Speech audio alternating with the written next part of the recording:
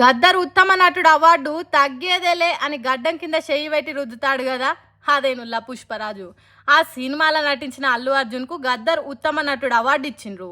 తంబాకు దవడ కింద పోసి నమిలినట్టు నటించినందుకో, ఎర్రచందనం మొద్దులు ఎత్తుకపోయినట్టు నటించినందుకో, పోలీస్ ఆఫీసర్ పడ్డ స్విమ్మింగ్ పూల్లో ఉచ్చ పోసినట్టు చేసినందుకో తెలియదు కానీ, నీ అంత మంచిగా నటించిన వాళ్ళు ఈ ఏడాదిలో ఎవ్వరు లేరని అల్లు అర్జున్కి ఈ అవార్డు ఇచ్చిండ్రు.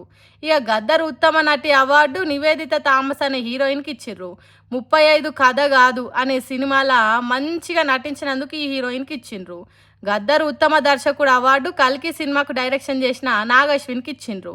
2898 సంవత్సరంలో ప్రపంచం ఎట్లుంటుందని ప్రభాస్తోని, అమితాబ్ బచ్చన్తోని, ఇంకా చాలా మంది యాక్టర్లతోని సినిమా తీసినందుకు గద్దర్ ఉత్తమ దర్శకుడు అవార్డు ఇచ్చిండ్రు నాగశ్విన్కు.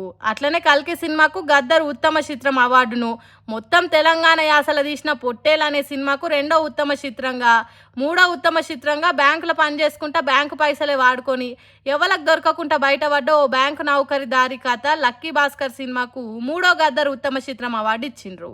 ఈ అవార్డులను నటి జయసుధ అట్లనే దిల్ రాజులు వీళ్ళంతా కలిసి ప్రకటించిండ్రు.